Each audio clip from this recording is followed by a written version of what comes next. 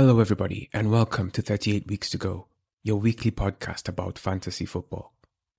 Game Week 30 is done, but we don't have a break because Game Week 31 is tomorrow. We have 7 weeks left to go. How was Game Week 30 for you? This might be one of the only times when I'm sure that it was better for everybody. How much better? I don't know, but better for sure. In an attempt to change my fortunes, I decided to use my wild card.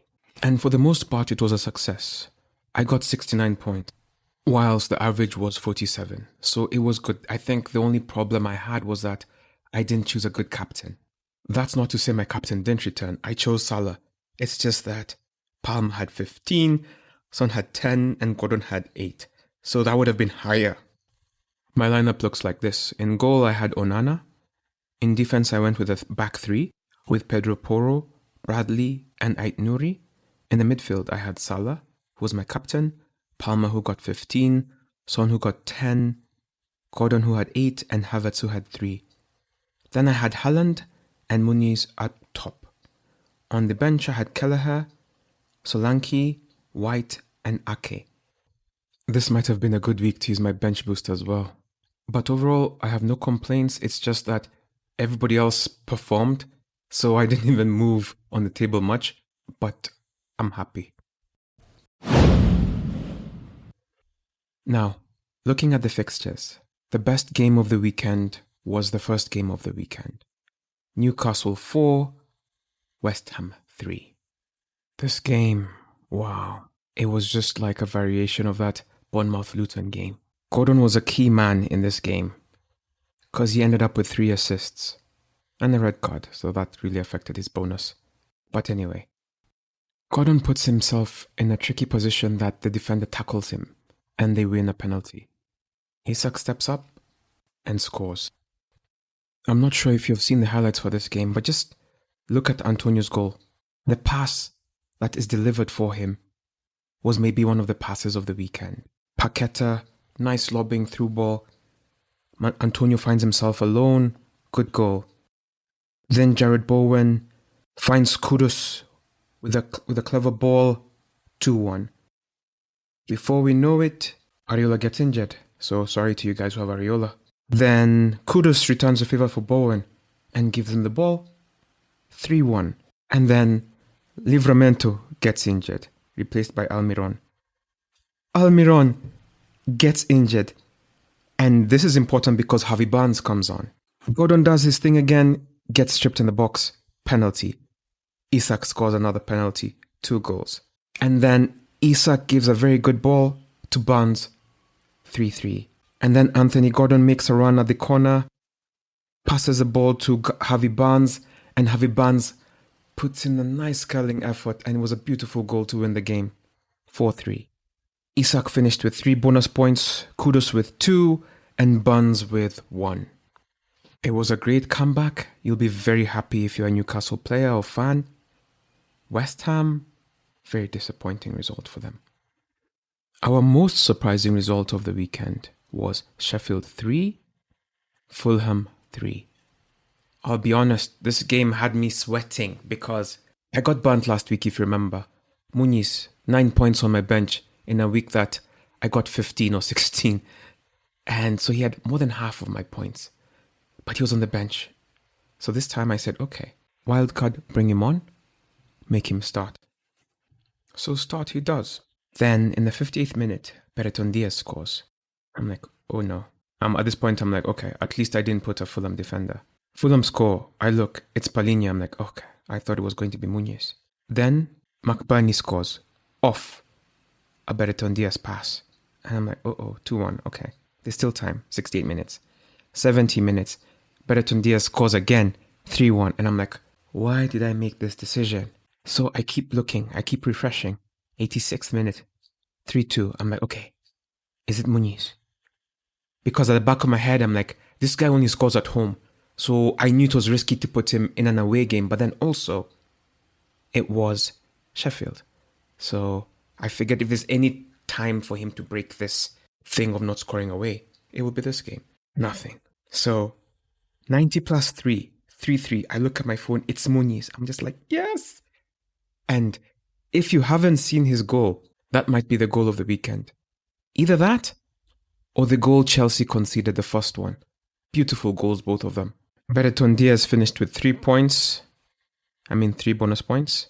He was a top performer of the weekend, by the way. McBurney finished with 2, and Joao Palhinha finished with 1. The assists came from McBurney, Hammer, and Bertrand Diaz. For Fulham, Andreas, Kearney, and Adama Traore. I'll just mention briefly that Chelsea 2, Burnley 2 is a surprising result, but in terms of how Chelsea have been playing this season, this is just about right. It was 2-2, but it wasn't a fair game. I feel like the refs didn't help Burnley at all. That sending off was harsh. And then for Chelsea not even to win after being given help in form of a man less on the pitch, it's a bit embarrassing, especially when you're playing Burnley, who are definitely getting relegated. A disappointing result, I'd say, would be Brentford 1, Man United 1. Brentford dominated that game and somehow didn't win. Man United just did the Man United thing where they have a great game and then nothing. And so they really deserve to lose. Onana is in great form right now. He's the only reason that they did not lose. That and Brentford hit the post 4 times. That was disappointing for their part. But more disappointing than that, well, I don't know if it's disappointing. The marquee game of the game week was supposed to be Man City versus Arsenal. Most people were anticipating goals. And for that, most people had the Arsenal and Man City defenders on the bench. Little did they know that this game would be uneventful. Haaland continues to disappear in big games. Man City have not beaten any of the top 6 apart from Man United this season. It's quite a worrying record, I guess. Only defenders hit. Guardiola had 3 bonus points, Moreno had 2, and Saliba 1. It wasn't the top of the table clash that we had anticipated, but this doesn't hurt Arsenal's chances. It leaves them both roughly around the same place. Liverpool took advantage of this by beating Brighton, and they're now number 1. The top 5 performing players this game week were: number 1, Bertrand Diaz, who had 18 points. And number 2 was a tie between Konsa from Aston Villa, Palmer, and Isak, who all had 15 points. Then you had Diaby from Aston Villa, who had 14, and Barnes, who had 12, along with Kudus. The top performing keeper was Martinez from Aston Villa. Number 2 was Moreno Ortega from Man City, who had 8. Raya from Arsenal had 5. Muric from Burnley had 5. Verbruggen from Brighton had 4. Muric has been a really great find for Burnley. It makes you think that if they had him starting from the beginning instead of Trafford, they would have been in a better position. He is a better shot stopper. When it comes to defenders, Konsa was the best performing defender this game week. Ayer, Vardiol, Lindelof were tied with 9 points. Saliba and O'Shea from Burnley round up the top 5 with 7. When it comes to the midfield, Bertrand Diaz had 18 points, followed by Palmer, who had 15. Diaby had 14. Barnes and Kudus were tied for 12. Cullen had 11, and Luis Diaz and Son and Bowen had 10. As always, midfield rules this season for fantasy. When it comes to forwards, Isak, with his goals and assist, was atop with 15. McBurney for Sheffield was second with 11. Mateta had 9. Beto and Wood were tied for 8. And Solanke had 7. Let me read for you a few facts. Haaland was the most captained player this weekend. I find that funny because he has been underperforming against the big teams. He was captained by no less than 3.6 million people. Number 2 was Son. He was captained by 1.5 million people. He returned 10 points, so as a captain 20. Number 3 was Salah, who had 7 points. He was captained by 1.3 million people, including me. McAllister has returned in each of the last 5 game weeks with 8, 9, 6, 10, and 4.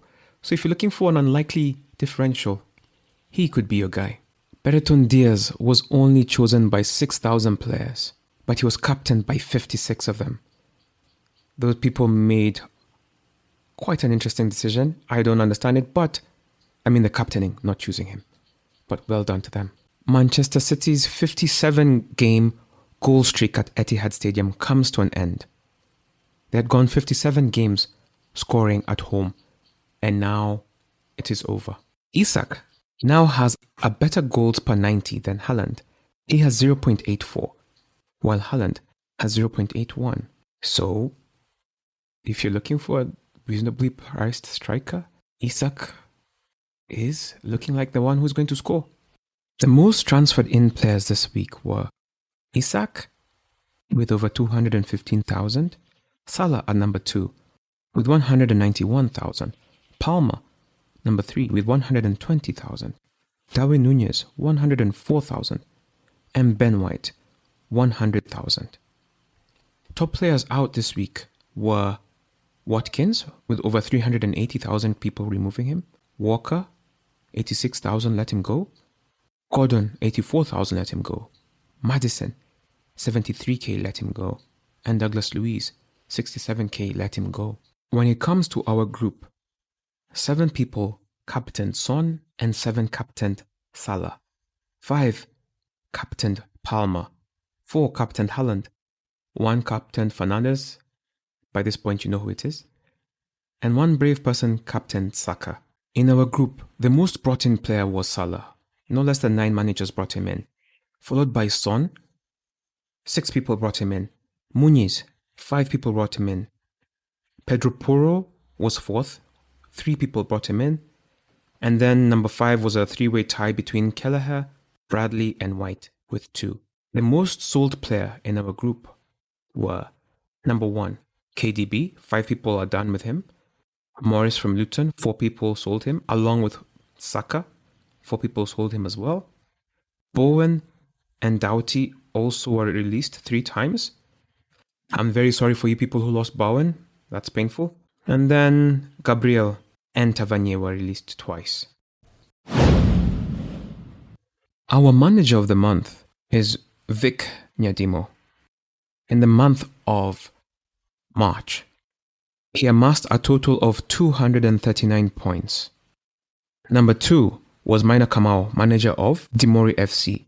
He garnered 229 points. Alexander Mutune was number 3 with 223 points. Number 4 is Baite, You Never Walk Alone, Brian Rutere, 222 points. And number 5 is Peter Dennis, tied with Washira Gitahi, manager of Enter the Woo, who both got 217 points. Congratulations to Vic City, you are manager of the month. Keep it up. A fun stat I thought I'd read to you all. The most valuable team in our league is Dark Horse Eli, who has a team value of 104.4. Tagana Gatheri is number 2 with 103.7. Dimori FC is number 3 with 103.6. Vic City, 103.2.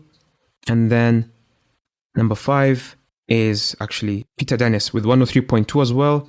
And then me with 103.1. The average game week points for our league was 59.3, which is good because, like I've said, the global average was 47.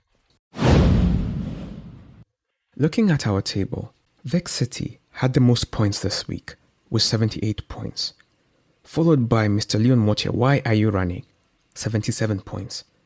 043 Boys, led by Mark Wow, was tied at number 3 with 74 points. Enter the Woo was the other person with 74 points. Number 5 was Goodness Gracious Me with 72 points. Some of those names are familiar because the people at the top made good decisions and their teams performed. The person to make a real difference, I'm just looking at Vic City's team, and the person that made a real difference for him was Isak, 15 points. He had Solanke 7 points, Haaland 2, Saka 3, Then he had Son, who was his captain, 20. Well done on not choosing Salah. It was a good one. And then Bradley got bonus points and had 4. The top of the table remains unchanged. You have Alexander Mutune at number 1. He has 1832 points. He got 66. Vic City was number 2. He has 78. He has 1801. Well, it was a 40-point gap, so he has really brought it down. Well, it's 32. Well, it's 31. Then you have number 3, goodness gracious me. He has 1775. So that's 26 points behind number 2. Why Are You Running is picking up the pace and he's just 6 points behind number 4. Now, when I look at the top of our table, I notice something very interesting. Number 1, Alexander Mutune has used his first wildcard, his triple captain, and his free hit. So he's left with his second wildcard and a bench boost. Vic City has used both of his wildcards and his triple captain. He's left with a bench boost and a free hit. So that'll be interesting. I can see how he's going to use that for what's this called? For the double game weeks. Then, goodness gracious me, has used both his wildcards and his free hit. So he's left with a triple captain and a bench boost. Why Are You Running has used his triple captain, his first wildcard, bench boost, and a free hit. So he's left with his second wildcard. So depending on how these guys maneuver what's left, it seems like game week 34 is going to be very vital to how the table ends. At the bottom of the table, we have Mount Freemasons, 1252. He got 26 points. Of course, he has Fernandez as his captain, so he's done. And remember last week, he finished with 3 and he was overtaken by Jeremiah Obiri, who got 6. Anyway, Jeremiah has now taken a much bigger gap. He got 46 points, 20 more points, 1274. And I think now Melvin is just going to be last unless Fernandez has a super uptick in form. Just above them is Guns N' Moses, Muhammad Jibril, 1462. And right above him, he was overtaken by Team Kubwa, who was 1473. He had a good weekend, 69 points. And right above him, he is Mr. Kime Mutinda, who has 64 points, 1527. He is almost 50 points away from number 22.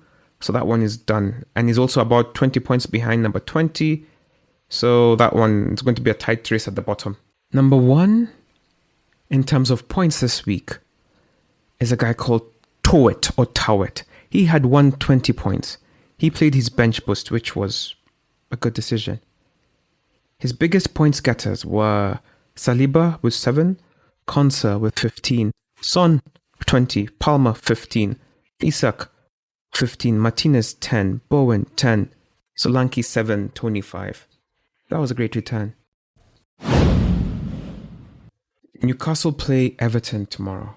In the last 7 games, Newcastle and Everton have not drawn. So history suggests that there will be a winner in this game. However, Everton have not won a match in 9 attempts. And they haven't kept a clean sheet in 7 matches. So Isak just had 15 points. There's a good chance he's going to return again, especially since he has high returns now, higher than Haaland. Now, Gordon is suspended for this game because of the red card. Almiron is injured. They have a few absences. Livramento, Trippier still out. So you have Isak, and I'm sure Harvey Barnes will play. That's it. Everton, if you must, you can have Beto. You can get Doucouré. Next match is Nottingham Forest versus Fulham. Now, this will be an interesting game. Fulham really disappointed me. Well, my guy performed, so I'm not really disappointed. But I thought they would give a better showing of themselves against Sheffield. And Forest are better, so Anyway, Forest haven't kept a clean sheet in 6 matches. They haven't won a game in 6 matches as well. Fulham have won the previous 3 matches against them. So I would say if you have Muniz, keep him. If you have Pereira, Opalinha, whoever your Fulham players are, keep them. If you're looking to get into Forest players, you must start with Wood, and then Gibbs White, and then maybe Callum Hudson-Odoi or Elanga. Bournemouth versus Crystal Palace. This should be an interesting game. I feel like it'll be a game that will be open. In the last 3 games, Crystal Palace have won 2, Bournemouth have won 1. So if you're looking to gamble, Mateta might be your guy. And Eze. Those are the only 2 Crystal Palace players I would recommend. For Bournemouth, you have Solanke, and then you just have to decide who your second player is. Is it Semenyo? Is it Christie? Is it Kluivert? Is it Billing? I can't help you. It's too much. They always seem to have a new guy performing. It could be Kelly. Just choose Solanke first and then guess. Burnley versus Wolves. Well, as you won't be surprised by this, Burnley haven't kept a clean sheet in 13 matches. Now, they are in good form in that they are able to score now. Kompany is suspended for the match as manager. I don't know if that'll have an impact. I mean, they can't do nothing than the nothing they've been doing, right? Anyway, if you're choosing a Burnley player, you could try Fofana, you could try Cullen, Odobert. Yeah. And if you're choosing a Wolves player, it's tough because they're a bit undermanned. So I'm choosing Ait Nouri. I just believe there's something about him. And when I saw the highlights of the last game, Martinez made a really, really good point-blank save from him. And I believe that he will deliver. Having said that, Wolves haven't won in their last 2 away matches. So do with that what you will. West Ham versus Tottenham. I guess the most tricky thing to know is that West Ham have won their previous 2 matches against the Spurs, which means that they are favoured in this fixture, even though your heart is telling you to captain Son. You might be better off captaining Kudus or Bowen, who coincidentally are the first 2 players I'd be willing to tell you to invest in. Spurs, you already have your players. You know you have your Son, you probably have your Pedro Porro, and you have either one of Richarlison, Brendan Johnson, and Kululevsky. And maybe Timo Werner, that's it. So pick your poison. Arsenal versus Luton. The last time these guys met, it was a thriller. Luton 3, Arsenal 4. Luton score. This might have been the match not to have an Arsenal defender. While this is a match, we will put our Arsenal defenders back in because of the last match. It's funny how these things work. We're so irrational. Luton haven't kept a clean sheet in 10 matches, and I believe that streak will continue. Arsenal have kept 12 clean sheets this season. Arsenal have also been scoring a lot of late, and they tend to beat weaker opposition. They won 4-3 last time. I believe this game may not be 4-3, but there will be goals. Brighton versus Brentford. Brentford haven't kept a clean sheet in 7 matches. They coincidentally have not won a match in 7 matches. Brighton have won the last 2 games against Brentford. They are the favourites for this game. Welbeck has been scoring, Gross has been impactful, and those would be the first 2 players. If you have to go for a third one, maybe a Dingra. From Brentford, you really have Ivan Toney, then maybe Wissam Burmo. Or Aya, the one who just scored the other day. Manchester City versus Aston Villa. Manchester City will be looking to score. They can't afford to slip up. They were beaten 1-0 in a very classic match the last time around. But I believe that they have learnt their lesson. Also, you just can't really bet against Manchester City. City just had their 57-game goal scoring streak at home broken by Arsenal. So they'll be looking to start it up again against Aston Villa. Watkins got injured in the last game and he will not play this game. So it'll be interesting to see how Aston Villa regroup. It means probably a bigger role for John Duran. And he might be the differential, but maybe not in this game. Leon Bailey, Diaby, Douglas Luiz will be the biggest threats from an Aston Villa perspective. From Manchester City, you know who they are. Haaland, Foden, KDB, Silva, Rodri even. Liverpool will be playing Sheffield. This game should be a walkover. But Sheffield have a lot of fighting spirit of late, so it might not be the walkover we think it is. It might be a 4-3 type game. My captain will be Salah, let me just tell you all right now. He may have only scored 1 goal, but I believe he will return with more in this game. So if you're choosing your Liverpool, I'm sure some of us, like me, I have 2 defenders from there. I'm going to be having the 2 defenders and Salah. I'm sure most of you are going the other way, where you'll be having Luis Diaz, Salah, and probably Nunez. That's not a bad idea as well. From Sheffield, really, you're only choosing 2 players. Brereton Diaz and McBurney. That's it. Moving on to the marquee game of the week. It will be Chelsea versus Manchester United. Isn't it amazing how far these 2 have fallen? It's supposed to be a marquee game, but it's so inconsequential. I don't remember the last time this matchup mattered so little. Chelsea haven't beaten Manchester United since 2020. So it is safe to assume that Manchester United are favourites for this fixture. Given who Chelsea have shown us they are over these past 2 seasons, they could be amazing, or they could be totally average, or they could be proper shit. So we never know who will show up, but they're an average team, mid-table proper team. So it's going to be interesting. Of course, if you have a Chelsea player, the first one you should get is Palmer. Do not get into the defense because it's a bit of a scam. And then look for Sterling. You could try your luck with Nicholas Jackson or Mudryk, but I have no idea why you would want more than 1 Chelsea player. For Manu, it's quite interesting because it's also hard to make a case to have more than 1 Manchester United player. I have Onana because he's been keeping clean sheets, but he won't be playing for me in this game. I would say McTominay, he scored 2 goals in the last game when they beat Chelsea 2-1. And then when I look at the 4-1 game, you have Fernandes, Rashford and Martial who scored. And I don't know if I'd recommend any of those people, but those are the goal scorers in this fixture, so do what you will with that information. When I look at this game week, the easiest fixture is definitely, from a captain perspective, is Liverpool versus Sheffield. And then Manchester City versus Aston Villa, there's potential there, but that's not where I would go next. I would go to Arsenal versus Luton. That would be a high-scoring game.